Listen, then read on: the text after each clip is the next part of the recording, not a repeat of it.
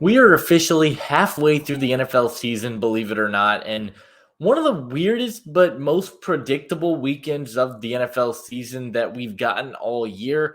There really wasn't a ton of movement this week. There weren't any big upsets, any shocking results, but there are some teams that started to drop a little bit that have jumped back up, and teams that started to rise a little bit that have come back down to earth. And we're going to be talking about all of it in today's video. But if you guys are new to the channel, consider hitting that like and subscribe button. We do weekly power rankings, but also stay tuned for tomorrow. I know we got a big day tomorrow, NFL trade deadline, election day, but tomorrow we will have my winners and losers of the trade deadline, followed by a 3-round post-trade deadline mid-season mock draft that I'm really excited to get into. Some really interesting ideas and players that we haven't really gotten to talk about on the channel yet that I'm excited to get to highlight. And yeah, so if you guys do enjoy this content, consider hitting that subscribe button. And let's get into it with the number 32 overall team. And that is going to be the New Orleans Saints, losing their 7th straight game, this time to the Carolina Panthers, who were my number 32 team coming into the week. They dropped 4 spots from number 28. And look, I said it in the offseason. I thought the Saints had a very legit chance to have the worst record in the NFL. And through 9 weeks, halfway through the season, I kind of stand by that statement. I wouldn't be shocked if the Saints are picking at number 1 overall, because I think every single position on this team is a weakness for them right now. Derek Carr comes back at quarterback, and he's throwing medicine balls to Chris Olave. Prayers up to Chris Olave. It seems like everything's good. Michael Thomas is bashing Derek Carr online. That trade looks worse and worse by the week, considering, or that signing, I should say, considering the price you paid him and the results that you have gotten. Alvin Kamara is playing good football. The offensive line's inconsistent. The wide receiver core. Olave now has his 2nd concussion of the year, and there's just injuries left and right. And then defensively, they really haven't been all that great. They cannot generate a ton of pressure. The secondary has been inconsistent. This is a team that I'm kind of forecasting this as well a little bit. They're going to trade everybody, I think. I really do think. I think you see Marshawn Lattimore get traded. I think we see Chase Young get traded. Carl Granderson. Any player of value on the Saints, I would be trading, because your cap situation is hell right now. This team isn't good. Now, I haven't seen a fan base rally around a coach getting fired mid-season like this than Saints fans today. I posted the short. Saints fans, every single person commented just how elated they were. Dennis Allen, not a great head coach. He's going to get an opportunity as another defensive coordinator in the NFL. I fully believe that, but we'll see what happens. I am a bit surprised they didn't promote Clint Kubiak from within, went with the special teams coordinator. But yeah, I think the Saints are really, really bad, and I got them dropping to number 32. The team that they beat only jumps up 1 spot, though, and that is the Carolina Panthers.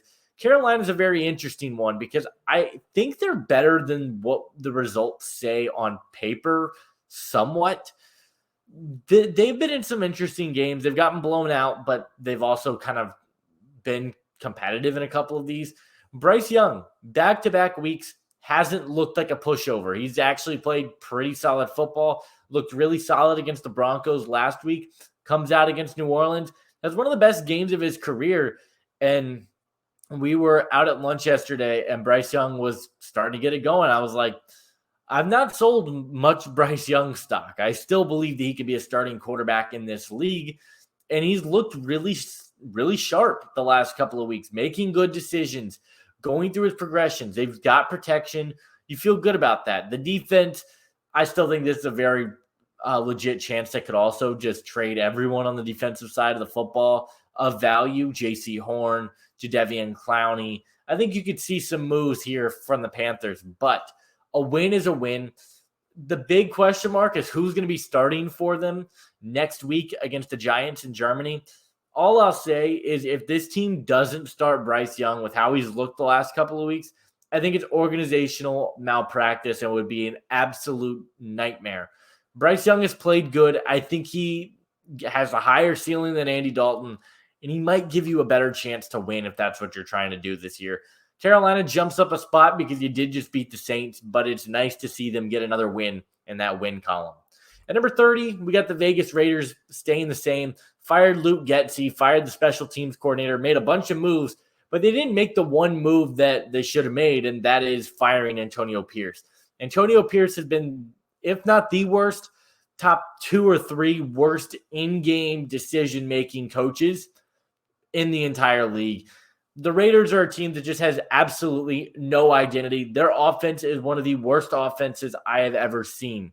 Quarterback play is a nightmare. They have benched Gardner Minshew at least 4 times at this point, and he just keeps coming back. He's like Michael Myers. You can't get rid of the guy. He just seems to always come back, and he's not playing good football for them. Neither was Aiden O'Connell. Neither was Desmond Ridder yesterday. They have absolutely no threat of a run game in any way. Zamir White is not doing anything. Alexander Madison's not doing anything consistently either.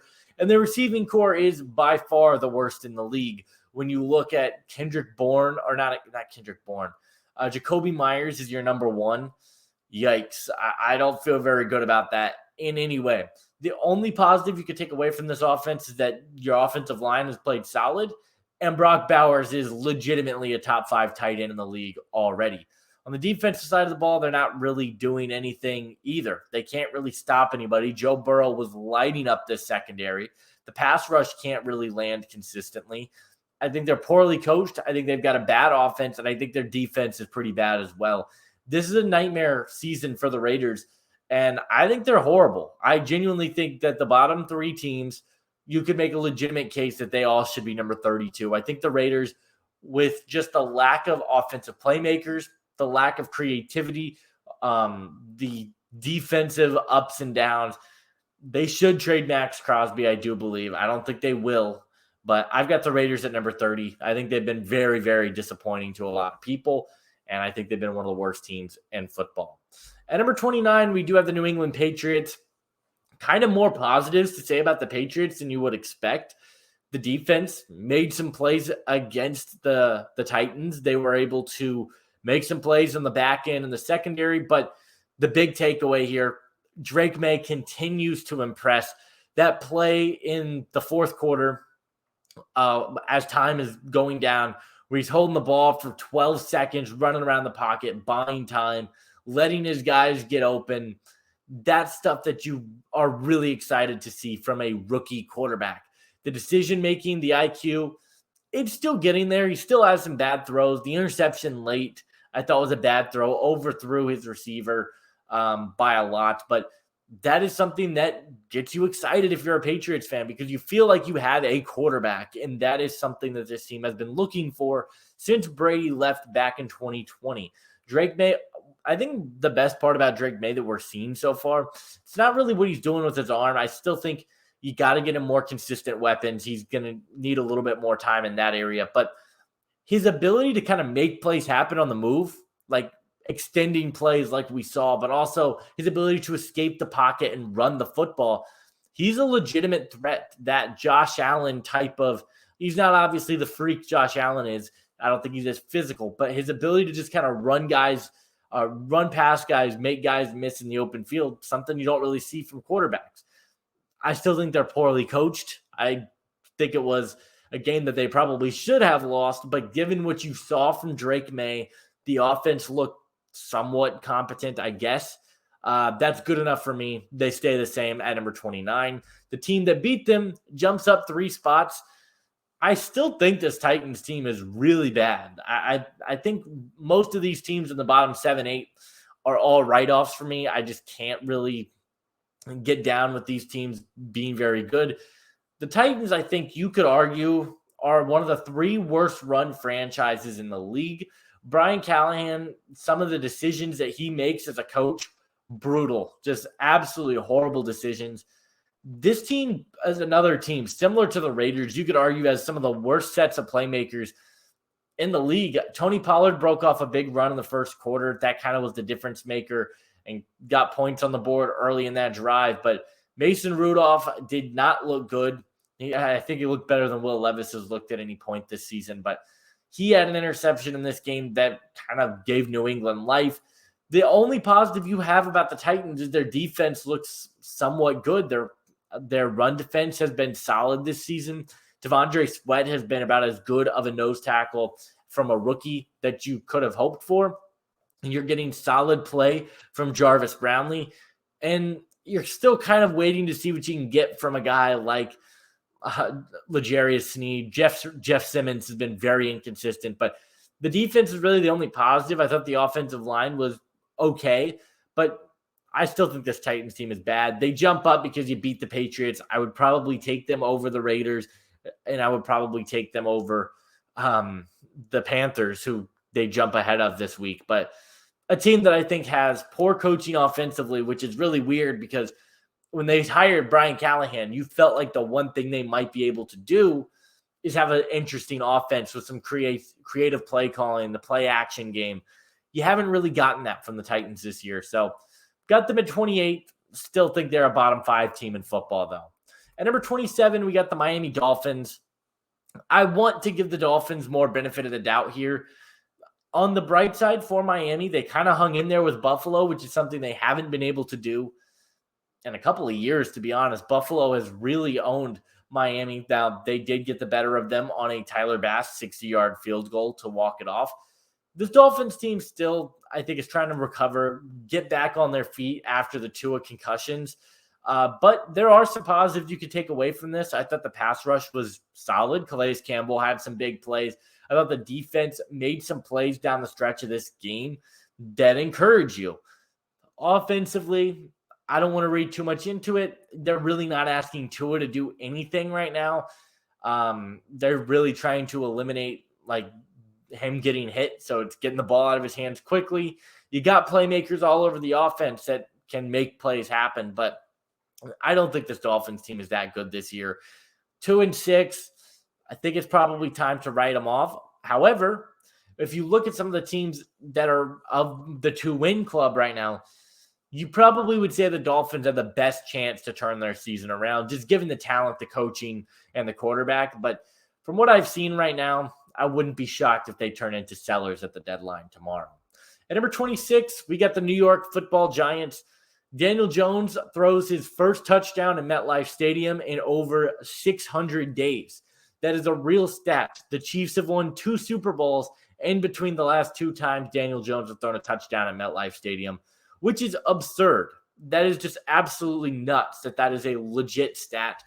But nonetheless, it is. I think the final score of the game against Washington isn't really indicative of the way that this game went, because the Giants were moving the ball pretty well, it seemed like, particularly on the ground.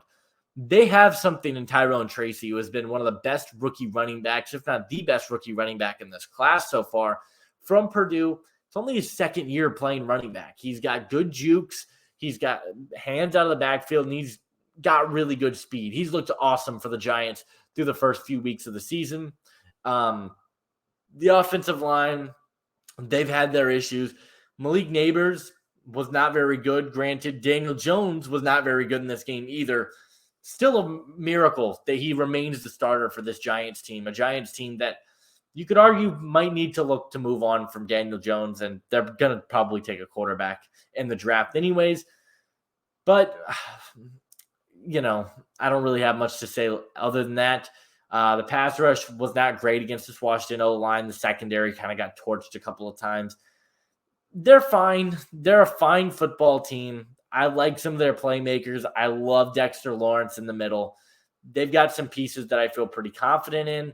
Until you upgrade the quarterback, they're going to be in this bottom 10. I got them at 26, staying the same as last week. And then same deal with Jacksonville at number 25. They weren't able to run the ball today against Philly. That's kind of the big issue that you had with them. They just really struggled to run the football. Tank Bigsby, I think Travis Etienne is almost as good as gone, I would argue. He's been awful for Jacksonville all season long. The other weird thing, though, Trevor Lawrence, usually you can point to some stuff. Well, Trevor Lawrence had a bunch of drops. Just bad decision-making from Trevor Lawrence. Balls that just sail out of his hands, overthrowing his receivers. The worst Trevor Lawrence game that we've had since that Buffalo game a few weeks ago, I would say. And that's saying a lot. Trevor Lawrence has had some ugly performances this season. This offense just, I feel like, is lacking an identity. They don't really have any explosive playmakers outside of Brian Thomas Jr. that you can lean your hat on. The offensive line is dealing with some injuries right now. What I will say, they were right in it. They had a chance to take this down to the wire and kind of pull off a big upset against Philly that could have turned this season around for Jacksonville. They weren't able to finish, but the defense, I thought, was respectable in this game. Trayvon Walker had some plays. The secondary wasn't horrible in this one. I think it was a solid game from Jacksonville, but you still have those issues. I think coaching is an issue. You can't run the football. Obviously, you trade Cam Robinson. Your offensive line takes a hit. There's just a lot of issues right now in Jacksonville, and I just don't really see a world where they're better than number 25 right now. So they stay the same, as well as the Cleveland Browns stay the same. The Browns could probably be lower than this. They're at number 24. I'm giving them the benefit of the doubt, though, because I think the defense kind of stepped up and played a really good game against the Chargers offensive line that has been one of the best units in all of football this year. Joe Alt, Rashawn Slater, Myles Garrett feasted in this game. 3 sacks in the first half of this one. He was incredible for the Browns. I really like the addition of Cedric Tillman, Go Vols. They're starting to get him involved in the offense, and that was a guy that I liked coming out of the draft. The size, the speed, was coming off an injury, so he kind of fell down the board a little bit, but he's a really good player. Cleveland's starting to figure out how to utilize him in their offense, and he's making plays for this team. The defense is good, but other than that, there were a lot of issues in this game. Jameis Winston turned the ball over. I believe he had 3 interceptions. He might have had 4. And turned the ball over a little bit too much. Weren't able to really establish too much of a ground game with Nick Chubb. That's going to be more of an easing in process with him. But if you can't really establish a run game, it is going to affect the results, considering Jameis still does have those boneheaded mistakes from time to time. The Browns look like they're going to be a seller at the deadline, given the situation that they have. Given the cap situation with Deshaun Watson's massive contract, you probably are going to be looking to move a guy like a David Njoku. Zadarius Smith, I think, is almost as much of a lock to get traded as any player in the league. Greg Newsome, Denzel Ward are names that have popped up. Myles Garrett's name has popped up. I would be shocked if they traded Garrett, but as a Colts fan, I'm hoping. This Browns team, I like some of the pieces they have. I'm holding out a little bit of hope because I think Jameis does kind of make them competitive. And you went up against a good Chargers defense and a Chargers offensive line. They stay the same, and now is kind of where you're going to start to see some of the shakeups happen. I think those bottom, 8 or 9 teams, the 2-win club that we have just gone through, I think all those teams you can put in any order for the most part, and it makes sense, right? Now is where we're going to start to get into a little bit more of the ranking aspect. And that it starts with the Cowboys at 23. In the history of doing the Power Rankings channel here on the channel, I don't know that the Cowboys have ever ranked this low. The Cowboys have been an absolute disaster. Let's start with the offense. Whose idea? I had the same rant last week. Ezekiel Elliott, Dalvin Cook, Rico Dowdle. Why was that the plan coming into the year for the running backs? This was a running back class that, I didn't think there was an elite stud in this class. I had Trey Benson, Jalen Wright, Jonathan Brooks, all in that day 2 mix. Isaac Guriendo was up there for me as well. Like, there were players for the Cowboys that, look at the other teams. Tyrone Tracy in your division is playing really well as a rookie running back. Trey Benson has gotten limited touches, but he's played well for Arizona when he's been on the field. Jonathan Brooks hasn't played yet. Jalen Wright is the 3rd running back right now in Miami, who, when he's touched the ball, has looked explosive. Any of those guys would be the top running back on this team and would be thriving, but they aren't. Instead, you're stuck with Ezekiel Elliott and Dalvin Cook and Rico Dowdle. Dak Prescott's decision-making has gotten so much worse from where it was last year. He looked like that elite processor, and now it's just poor decision-making back to where he was 2 years ago, where he led the NFL in interceptions and everyone clowned him for turning the ball over all the time. On top of that, I think outside of CeeDee Lamb, the weaponry is one-dimensional. Nobody feels the threat of a Jalen Tolbert or a Jake Ferguson right now. You're not getting it. And a lot of that is on Mike McCarthy. The offensive play calling has not been creative. It is not finding ways to get other players involved in the offense. And I think McCarthy should have been fired today. The way that he's just completely lost this locker room. You've got Dak Prescott saying we effing suck on the sideline. You don't want to see that from your star quarterback. Defensively, I'm willing to somewhat give it a pass because you are missing DeMarcus Lawrence, Sam Williams, Marshawn Nealon, and Micah Parsons. Those are your 4 edge rushers. You're not going to be able to generate pressure. But Mozzie Smith has been horrible. They cannot stop the run. Teams are just running it down their throat. Bijan Robinson had an awesome game today because they cannot stop the run.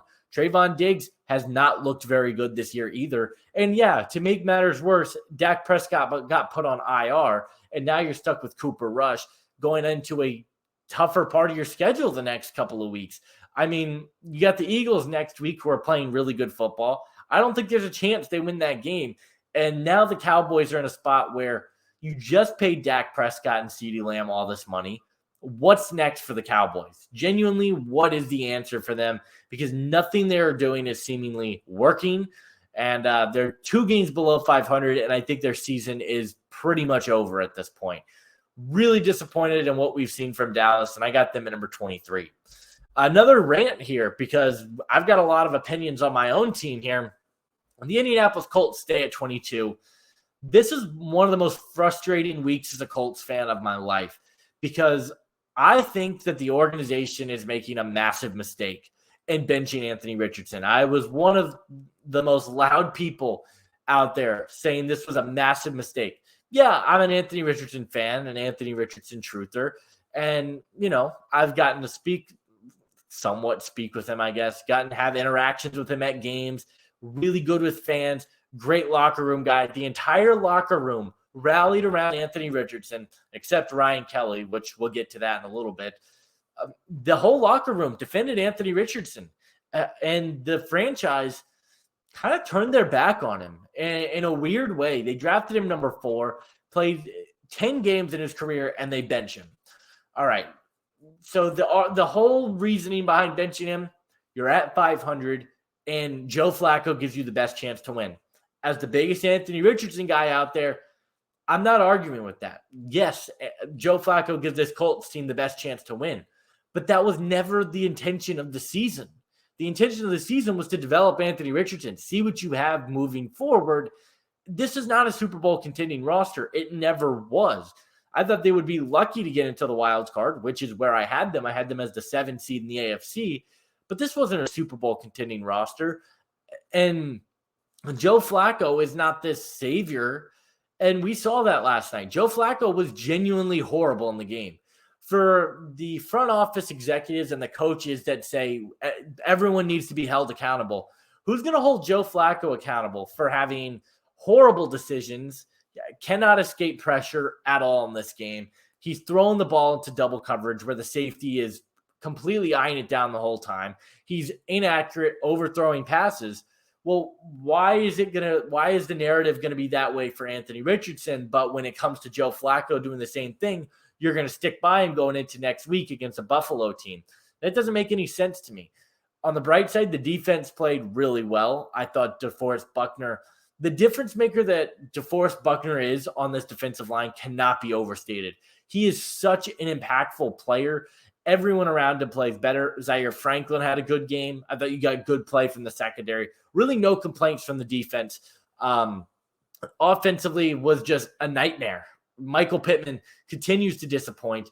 They really just stopped running the ball after the fumble from Jonathan Taylor. They just didn't seem to consistently give him carries anymore when they were running the ball effectively all game long, and Joe Flacco was struggling most of the game.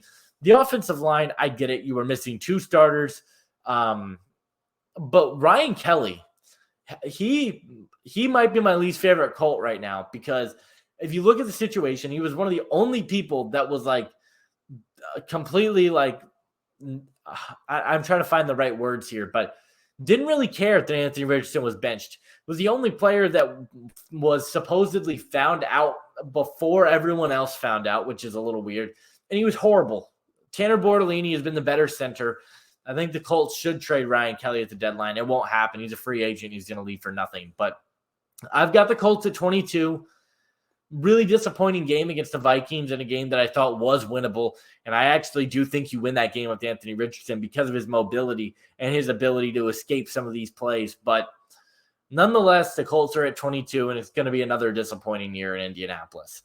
At number 21, we do have the Chicago Bears. Now, this is one I think I'm going to be a little bit negative on the Bears as well, because I have been a pretty big Bears guy. Clearly, I had them at number 13 after last week, after a game to Washington that was winnable. This Bears team has been really, really undisciplined all season long. I'm not going to go into all the details. Brett Coleman did a whole video on the Bears coaching staff and just how bad the offensive coordinator and Matt Eberflus have been for them.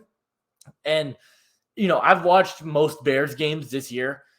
I didn't even there were some of these moments that I completely forgot about, and just bad coaching decisions. And the defense is playing fine, but when you bench Tyreek Stevenson, a guy who holds himself accountable, apologizes to his teammates and to the public, you bench him. Okay, I don't love that decision. And then you have other players completely publicly bashing your coach all week long. DJ Moore kind of gives up on the play, mid-play. What are we doing? What is going on in Chicago? There's a clear culture issue right now. The offensive line did not do Caleb Williams any favors. He has not looked great the last couple of weeks. The offensive line is not protecting him. I will say that, which is a bit of a surprise when you're going up against a Cardinals team that, to be quite honest with you, has absolutely no pass rush. So an ugly loss, and a team that I thought could be a wild card team. I'm not ready to write them off because I think the offense has the playmakers and the defense is good enough to win you football games by itself. But the coaching's got to change because this is a culture issue in Chicago, and I've got them at 21 right now. I've been pretty disappointed in what we've seen from the Bears over the last 2 weeks. At number 20, I'm so sorry to all my Bucs fans out there. I know I've got one guy in particular who watches my videos, comments about my Bucs takes all the time. You guys know I love this Bucs team. I want to be supportive. This is a game that they should have won, to be quite honest with you. They had every opportunity to come out on top and win this game. Maybe, I know a lot of people are going to be talking, should Todd Bowles have gone for 2? In hindsight, yes, he probably should have. But also, if he doesn't get it, they lose the game. There's just a lot of ways that could have gone wrong for you. I think the big issue was calling a timeout there with 30 seconds left. You should have let the clock tick down to about 12, 13, 14 seconds, run a play, maybe a pass play, stop the clock. You've got three to four plays to get into the end zone there from the 1 yard line. That should have been the move. I thought that was the big issue here. And the secondary didn't have a great day. Obviously, I'm not ready to write the Bucs off because they have so many injuries, but look at what the rest of the conference is doing right now. Seattle, they're still in the mix of things. Arizona, the Rams, they're healthy. They're making moves. They're getting better right now. Atlanta has a 2-game lead over you and the tiebreaker at this point. It's a tough one for Tampa Bay. I think the injuries are really, really going to hurt them down the stretch. They can't really afford any more of these close losses. And I do have them at number 20. I know that's low. I know that a lot of Bucs fans are going to hate it, but that's just the reality of things. Right now, 3 straight losses, injuries. I've got them at number 20, and I think they got to get healthy, and we'll see what they can bring back coming forward. At number 19, we do have the Seattle Seahawks we just talked about. Geno Smith didn't really have a great day. Jackson Smith-Njigba was incredible in this game. The defense has just been really inconsistent all season long, and they haven't really been good. And granted, yes, they've dealt with their own share of injuries, but there's just some bigger underlying issues right now. That first year of a defensive coordinator, brand new scheme for a lot of these players. It takes time to learn it. I get it. This team is about where I expected them to be. I thought they were around a 500 team. 7-10, I think, was my final record prediction for them. And I think they're right on par for that. They've got playmakers, yes, and DK Metcalf was out in this game. It went to overtime. one of the most exciting games of the week, to be completely honest with you. But it's a Seahawks team that I've never really been able to get on board with because none of their wins have felt super exciting to me. And I don't know. There's just something missing with this team. Not to mention their offensive line is arguably the worst in the NFL right now, and they've got to make some serious adjustments on the line. But I've got them at number 19 right now. I think they've got some areas that they can improve, but they're 4-5. DK Metcalf will be back next week, which is really the difference between them and Tampa. I just trust that they're going to have their team fully healthy sooner, and I've got them at number 19. At number 18, I don't want to do it. I don't want to do it, but the Jets have kind of reeled me back in. And I was going to do a TikTok about this, and I didn't end up doing it. We'll talk about it here. I was talking to my good friend Peter. Hey, Peter. There's just something that I think is kind of going under the radar here that could quietly save the Jets season. No, it's not Aaron Rodgers or Devontae Adams. It's not Sauce Gardner. It's Hassan Reddick, because Hassan Reddick is coming off it's been a weird season for the Jets, obviously, but you get Hassan Reddick back, who holds out for the first 8 games of the year, comes back first 7, comes back week 8, doesn't really make much of an impact in that game. And then week 9 against Houston has a good game, a really impressive game. 32 pass rush snaps, 8 pressures on 25% of his snaps, creating pressure. It's pretty good. That's what this team has been lacking. You've gotten production from Will McDonald this year, which you feel pretty good about. But now you're getting Hassan Reddick in there, and that is what this team – it is still an undisciplined defense. The run defense has not been great, but if you can create pressure, that you feel really confident in what you're going to be able to do down the road, because that's what's needed right now. Not to mention, it seemed like this offense finally was able to figure something out with this trio of weapons. I still think they're underutilizing Breece Hall in this offense, but Aaron Rodgers and Garrett Wilson connect for one of the most beautiful plays you're ever going to see. I think that Garrett Wilson catch is like Odell level, to be completely honest. I thought that catch was unbelievable. Devontae Adams starting to get involved in the offense a little bit. They're starting to build that chemistry back up. And I'm not saying that this Jets team is a playoff team, but if they can replicate that, and you look at their next 2 matchups, Arizona, Indianapolis, 2 very winnable games, not locks by any stretch of the imagination, but winnable games nonetheless. You also got 2 games against Miami left on this schedule. There is still a road where the Jets can get to 10-7. They can get to 9-8, which might be good enough to get them in the wild card. I'm not all the way back in, but I'm not saying I'm holding out hope. I'm buying a little bit of stock on the Jets again, because I think with what we saw from Thursday night and the second half of that game, that should excite you about what the future holds for this Jets team. At number 17, we do have the Los Angeles Chargers, a team that admittedly I have been lower on all season long, and I still don't think they're a top half of the league team, but we're starting to see more progress. Quentin Johnston comes back, and Justin Herbert's quietly putting up incredible numbers this season. And I don't really think a lot of people are talking about it, because the weapons, they don't really have a number 1 guy on this team. You look around the offense, they don't have a great pass-catching tight end. Ladd McConkey's made some plays. Quentin Johnston's made some plays. Joshua Palmer's made some plays. But the way they're able to establish this identity of just hard-nosed football, the defense is playing well. They had a really solid day, making life difficult for Jameis Winston, forcing turnovers. And then on the opposite side, the trenches. Everyone wanted them to take Malik Neighbors. Everyone did. I loved the Joe Alt pick. I thought that was the right decision for them. And Joe Alt is playing like a top 10 tackle in the league right now. He's looked incredible. Didn't have the greatest game against Myles Garrett. It's Myles freaking Garrett. But, I mean, I think he's allowed, 8 pressures over his last 4 games combined or something like that. He's been ridiculous. Rashawn Slater's been great. And you give Justin Herbert protection. You keep him upright and healthy. Things can happen for the team around you. This is a team that could go get a receiver at the deadline tomorrow. I wouldn't be shocked if you see them make a move for an Adam Thielen, for I'm trying to think of other receivers that have been thrown out there on the trade market, but like Thielen's a name that does come to mind pretty quickly. There is a world where the Chargers can get into the playoffs. This is a good coached team with a good quarterback and an offensive line and a defense and a run game with J.K. Dobbins, which has been one of the best stories of the year that you feel really good about. I'm liking what we're seeing from the Chargers right now. They still haven't beat up on anybody. I think if you look at their 5 wins right now, they've beaten the Raiders, they've beaten the Panthers, they beat the Saints, they beat the Browns.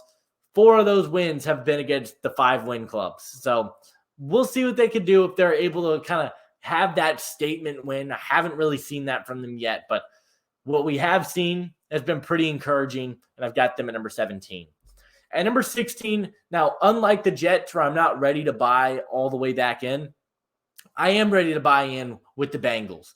4-5, Trey Hendrickson was out of this world against this Raiders offensive line, which is, like I said, actually a pretty solid offensive line. Trey Hendrickson was an absolute beast in this game, but the more encouraging part is the offense. Joe Burrow, 5 touchdown passes in this one.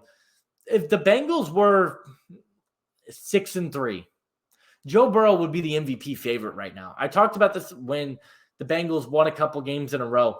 This Bengals team has looked really, really sharp offensively at times. Now, the last couple of weeks, their offense has been kind of a disaster. The Eagles game didn't look good. They didn't look good against the Giants. They didn't look good against the Browns either. 3 straight games where the offense just didn't look great. This game against, yes, it's the Raiders defense. I get it. They were there. They showed up. No T. Higgins in this game, but Chase Brown, Mike Gesicki, they had guys making plays for them. I think they trade T. Higgins. I really do. I think T. Higgins, the injury concerns are there. They got to pay him this offseason. And when you look at the way that the other guys are playing, Andre Yoshivas has been good for them. You've gotten good play from Jamar Chase. Chase Brown is a receiving back. Jermaine Burton was a healthy scratch. Obviously, there were character concerns when he was coming out of Alabama.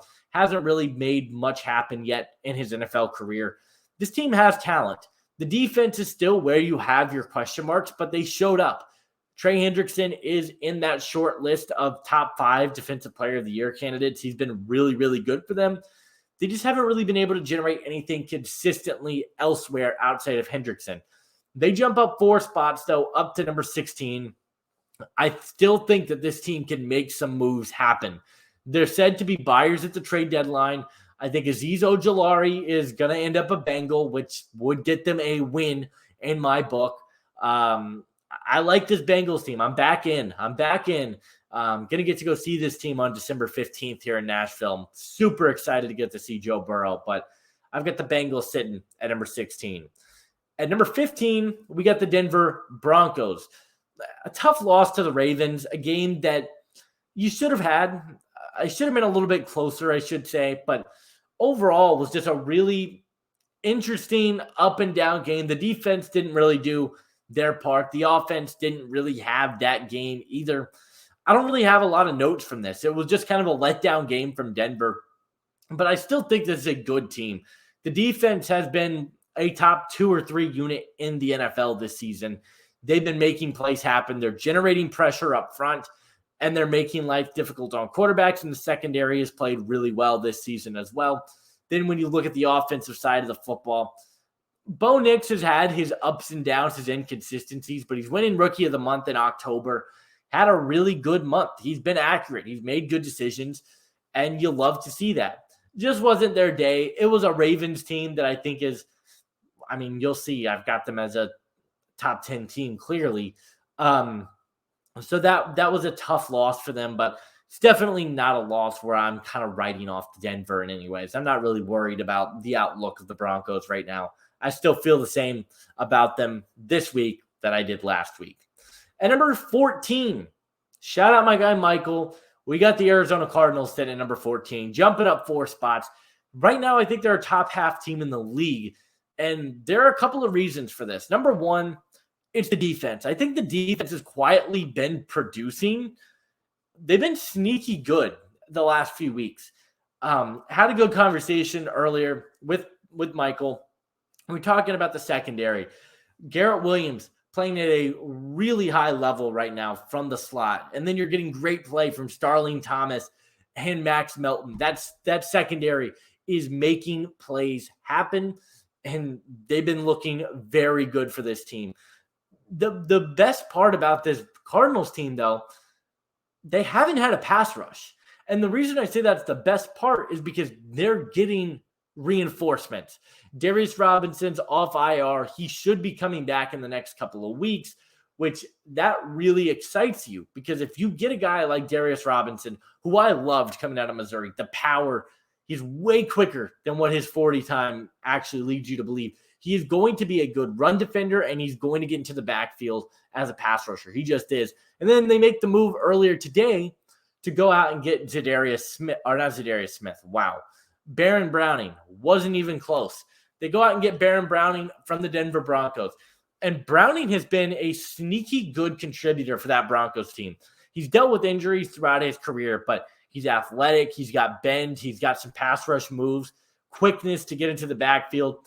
He is going to ball out for this Jonathan Gannon defense, I think. And we haven't even talked about the offense yet, which we're about to get to. The defense is giving you some excitement in Arizona. It's still not a good unit, but they haven't been as bad as you would have thought they would have been through halfway through the season.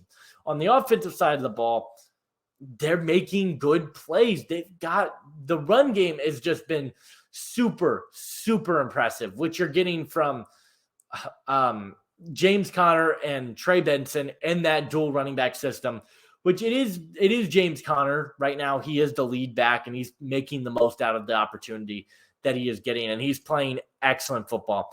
But Benson has gotten used. He's had some plays. And then you look at the playmakers. You've got Michael Wilson, Marvin Harrison. Trey McBride has been awesome the last few weeks for this team. And Kyler Murray's been a good decision maker. I think they're a well-coached team. I think they've got playmakers on both sides of the ball. And I don't think they're done making moves at the deadline either. I wouldn't be shocked if you see them be a buyer for another weapon here, or go out and try and get another edge rusher to really boost up this defense. Go get a Zadarius Smith, an Arden Key, and Azeez Ojulari. Go make a move, because I don't think things are over for this Cardinals team. And they right now are sitting at first place in the NFC West, which is completely shocking. I do have them at number 14. At number 13, we do have the LA Rams. I do give them the slight edge over Arizona, just because I do trust Sean McVay more than Jonathan Gannon, which shouldn't be a hot take. And Matthew Stafford's just the better quarterback than Kyler Murray. I think weaponry, also, you could argue lead to the favor of LA. A weird game from the Rams, because in all honesty, they probably had no business winning this game, but the rookie class on defense has to be the story of this Rams team. I loved Cameron Kenchins. He was a guy that a lot of people had just been like, nope, I'm out. After he tested poorly at the combine, had a pretty rough Senior Bowl as well. And I was like, I'm not really ready to do that. I don't remember where he finished in my safety rankings. I know he didn't fall outside the top 5, though. I think I had Cooper DeJean at 1, Tyler Nubin at 2. I might have had him at 3. I think he was right there, and I never really sold my stock because the tape at Miami was awesome. The explosiveness, the quickness to the football, the ball skills. He hits like a heat-seeking missile. And he had 2 interceptions in this game that really turned the tide for the Rams. Jared Verse is the Defensive Rookie of the Year frontrunner by a mile. Braden Fisk is playing excellent football. And Puka Nacua gets ejected in this game. A horrible ejection. Cooper Kupp makes some plays down the stretch of this game. You're getting good play from Demarcus Robinson and Tutu Atwell. And Matthew Stafford is just absolutely on another level right now. I love this Rams team. If I was a betting man, I would be betting on the Rams to win the NFC West. I think they have right now, they're 4-4 with the team getting healthy. Matthew Stafford is the best quarterback in the division. And if they do decide to move on from Cooper Kupp, I don't really hate that, because I think you got weapons still in Demarcus Robinson, Jordan Whittington, Puka Nacua. And we haven't even mentioned Kyron Williams, who's been a very impactful piece for them. So I like this Rams team. I'm back in. I've got them at number 13, and they're a team that I'm really enjoying right now. At number 12, I think I might actually lose subscribers over this take. I've got the Houston Texans at number 12.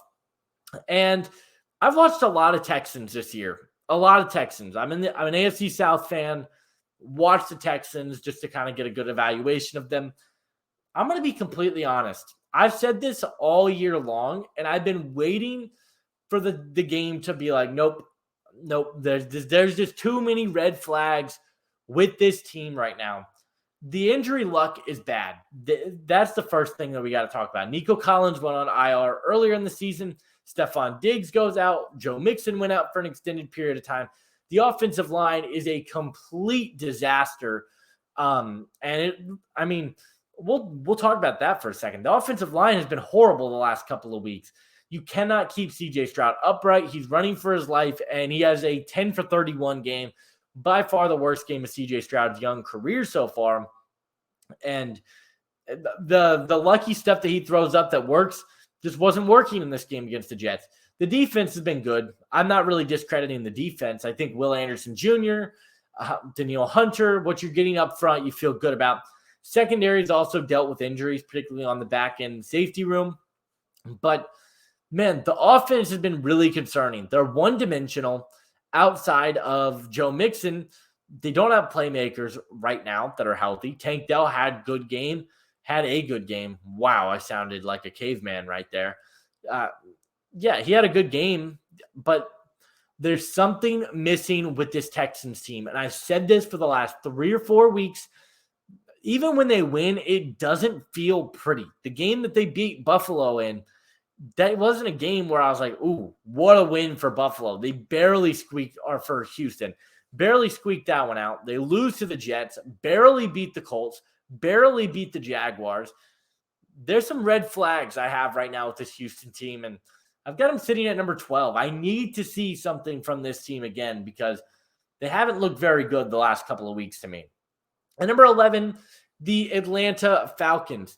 Again, the offense looks good. Drake London deals with the hip pointer. Didn't really matter. You got good play from Ray McLeod. You got good play from Darnell Mooney. Bijan Robinson was incredible in this game. One of the better games of his young career. In both the receiving and the running aspect, I thought he was good. Kirk Cousins having a really good season right now, I think. Not a lot of people are talking about how good Kirk Cousins has been. He's been really good. He's been consistent, accurate. The first game against the Steelers, a lot of people were like, oh no, Kirk Cousins might be washed. I think he's looked really solid the last few weeks, and they're 6-3 right now. This Falcons team, they're pretty much a lock to win the NFC South at this point, I think, unless there's some catastrophic disaster. Like, even if Kirk Cousins was to go out and get hurt, I think I trust Michael Penix right now to win new games and kind of stay afloat at the top of the division. The defense is still going to be your biggest concern. Do you have a pass rush? The answer is still no. They need to be on the phone with every team talking about edge rushers. Just go get an edge rusher. Because if they get a pass rusher, this is a top 10 team with ease. But the lack of a pass rush, the lack of a defensive line that I really trust, does have them sitting outside the top 10 still. I've got them at number 11. I do think they're a good football team with potential to continue to get better on the season, but no pass rush. It's still a pretty easy schedule given their division, but I've got them sitting at number 11. Entering the top 10 now, at number 10, staying the same, we got the San Francisco 49ers. I can't really deny the talent. That's just where I sit with the Niners right now. You look at the team on paper, they've been good. They've had some weird losses in there, where you had a weird loss there to the Rams down the stretch. You obviously lost to the Chiefs, who have been really good.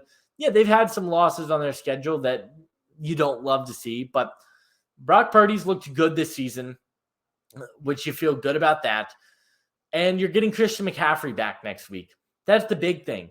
You're sitting on your bye week. You're letting your guys get healthy. You're going to get Debo more healthy, Kittle more healthy, and you should have Christian McCaffrey back next week against Tampa Bay. So those are all positive things to take away if you're the Niners. And I still have them sitting at number 10. I don't think they're going to win the division, but I still think if they lose to Tampa, we'll have conversations. But at least where we stand right now at the Niners, they give me no reason to move them up or down because they're on a bye week. And I still think they're a top 10 team in football. You just can't deny the talent. And I've got them sitting at my number 10 spot. Another team that was on the bye were the Pittsburgh Steelers at number 9. Another team that I don't want to spend a ton of time on. Go back and watch the power rankings last week if you want my opinion on Pittsburgh. The defense has just been sensational all season long. The pass rush with TJ Watt, Cameron Hayward's having a career year. You're getting good play from Nate Herbig, Alex Highsmith. Everyone's stepping up in that pass rush for you. But the offense has been the most encouraging part. You put Russell Wilson in there. This offense has completely flipped the switch and has looked like one of the more competent offenses in the league. Najee Harris is just running over guys, breaking tackles left and right. George Pickens, one of the best deep ball threats in the league. He's getting involved and utilized more in this offense. And that's just stuff that really encourages you if you are a Pittsburgh Steelers fan. And this is an offense that hasn't been good for a long time. They might have an actual offense now. I've got them sitting at number 9, and they're another team that gets healthy along the offensive line, and they can make a late season push to get into the playoffs. At number 8, we've got the Green Bay Packers dropping 3 spots. It's just a lot of inconsistencies with this Packers team, particularly on offense. Jordan Love was my pick to win MVP coming into the year. He just hasn't been that good this year, to be completely honest. He has taken a step back, I think, in his development. The interceptions, the bad decision-making, the throwing the ball into double coverage, the inaccuracy, it's got to get better from Jordan Love. We haven't really seen him be the quarterback that we saw in the second half of last year. I also just feel like they aren't utilizing Josh Jacobs to the best of his abilities. I feel like there are opportunities there for this team to run the football, and they're not really taking it. The weapons up and down as well. I mean, the offense hasn't been bad. They haven't been elite, though. You lose to the Lions. You lose to the Vikings. I mean, their 3 losses have been to the Eagles, Lions, and Vikings. We haven't talked about any of those teams yet. So on one hand, they're good losses, but I want to see them beat one of these great football teams, right? I want to see the defense step up in these big moments, generate a pass rush. They haven't been able to really do that. So I've got them sitting at number 8. Would like to see a little bit more from them moving forward. At number 7, we got the Minnesota Vikings jumping up 4, and it actually has nothing to do with the game last night against Indianapolis because I didn't think they were all that impressive. Sam Darnold had some bad throws in this game. The offense was good. The defense was good. Wasn't anything great, but I thought they did just enough to win that football game. The difference maker is Cam Robinson, and I know that sounds crazy, but if you guys go back to what I said last week and why I dropped him down to number 11 to begin with, I said the Christian Darrisaw injury scares the crap out of me because he's out for the season. He's the best left tackle in football, and Questenberry was not the guy. You could not go into next week with them. And they make a move to go get Cam Robinson from Jacksonville, who I didn't think was going to get moved. What a pickup for this Vikings team to go get a starting left tackle for a very cheap price who's just going to be a plug-and-play starter this year, and he's a free agent after this year, I believe. I mean, a home run for this team. Had a really good game against Indianapolis. Made some good plays up front. Justin Jefferson was remarkable. Jonathan Grenard was great in this one as well. They're just so creative in their blitz packages, the way they're able to just draw up blitzes and just disguise blitzes, make life difficult on the quarterback. They're the best coach team in the NFL outside of Kansas City and Detroit. So they're 6-2, good win against Indianapolis, and their schedule gets so much easier going forward. Got Tennessee next week, or in 2 weeks. You got Jacksonville coming up. I mean, this is an interesting team moving forward, and I've got them sitting at number 7. At number 6, we got the Philadelphia Eagles. It seems like Nick Sirianni just wants to lose football games, and the team doesn't let him. Nick Sirianni is just a bad head coach. I wouldn't be shocked if he gets fired after the next loss, just because I think they need an out here, and I don't really think you can fire a head coach after a win. Win for a 2-point conversion for no apparent reason whatsoever, and kind of gave Jacksonville life to get back into this game. Made no sense, but On the bright side for Philly, this team is finally playing up to their standards. You're getting good play from the offense. Saquon Barkley is incredible. He is playing some of the best football in the NFL, definitely the best football of his career. That backwards hurdle is like one of the best plays you're ever going to see. Jalen Hurts is looking better. You're getting good play from A.J. Brown. Devonta Smith is making some incredible plays as well. And the defense has been a big encouragement for you. The linebacking core, Nakobe Dean and Zach Bond have been good. Cooper DeJean, you're getting good play from. You're getting good play from Quinyon Mitchell. The defense is stepping up, and that encourages you as an Eagles fan. Got them jumping up to my number 6 spot. At number 5, we do have the Washington Commanders. 7-2. I mean, the two biggest issues with this team were the defense and the offensive line, and they have looked fine in those areas. The secondary, I do fully expect them to make a move in at the deadline, whether that's Marshawn Lattimore, J.C. Horn, one of the Browns guys. I do think Washington makes a move in that secondary. But where's the weakness on this team? The offense is moving the ball at an extremely high rate, whether that's through the air or on the ground. The defense has a pass rush in guys like Dorrance Armstrong, Frankie Louvu. You're getting really good play from Dante Fowler. The linebackers have been good. Bobby Wagner's kind of having the best, or not the best year of his career, but he's having a good season again. There's a lot to love about what Washington's doing, and I've got them at number 5 right now. I think right now, make a strong case they're the second best team in the NFC. Yes, they are record-wise, but the offensive line's just not making life. They're making life so easy for Jaden Daniels. He's got all the time in the world that he needs. He's just sitting back. They're beating who's in front of them. Yeah, they haven't beat anybody that's like, what a win yet. But they've just dominated everyone they've played. And I got the Commanders sitting at number 5. At number 4, we do have the Buffalo Bills dropping a spot. Yeah, they win. Would have liked to see a little bit more of a statement win against that Dolphins team. But nonetheless, a win is a win. This is another team that's getting healthy at the right time. They've got a pretty interesting schedule coming up. They got a game against Indianapolis that I fully expect them to win. But Josh Allen's playing great. The run game and the screen game with Ray Davis and James Cook has been effective. You didn't have Amari Cooper in this game, and I thought it was fine. This Bills team just drops a spot because I would have liked to see more of a statement. And the Ravens did give a statement win against Denver where they kind of dominated them from the beginning. Lamar Jackson, Zay Flowers have some big moments in this game that you feel really confident about moving forward. Zay Flowers, a huge difference maker for this team. They're number 3. It says number 4. Don't pay attention to that. But you also get Deontay Johnson like earlier in the week, which might be the best deadline pickup yet. I know I like the Amari Cooper pickup. I like the DeAndre Hopkins pickup. I like the Devontae Adams. Deontay Johnson's exactly what this team needed. They were lacking another difference maker, speedy receiver, route runner type. And that's exactly what you get with Deontay Johnson. Now you get 2 of the best route runners in all of football on this team. The defense played a pretty good game for the most part. You were able to generate pressure up front, which you feel good about. But I've got them at number 4. I think you might have a legitimate case. Derrick Henry's the MVP right now with the way he's been playing football. He's looked awesome. The Ravens are at number 3. And then the top 2, I got the Chiefs at 2, and I got the Lions at 1. We'll talk about the Chiefs first. It's just the way that they win games. And it's not sexy. Yes, they're 8-0. I have them at number 2 just because Detroit's just playing better all around right now. The offense is more unstoppable. They're blowing good teams out. On top of that, the defense, even without Aiden Hutchinson, has been good. You're getting good play from the secondary. You're getting good play up front. The Chiefs have one of the best defenses, if not the best defense in the NFL. But the offense has not really come up to speed yet. The inconsistencies in terms of the pass catchers, it feels very predictable at times. They're probably going to make a move at the deadline and move back up to 1.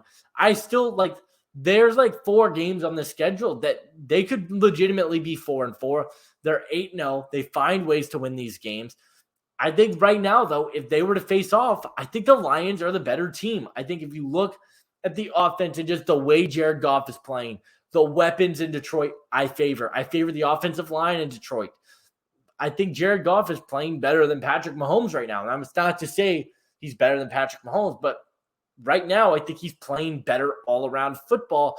And the defense has been good enough for them as well. So I love this Lions team, and I finally have the guts to put them at number 1. So that's going to do it for this week's episode. Let me know, what do you guys think down in the comment section? Do you agree? Do you disagree? I know some people are going to be upset, but leave a like, subscribe if you are new. Stay tuned for the trade deadline videos tomorrow, and I'll see you guys in the next one. Adios.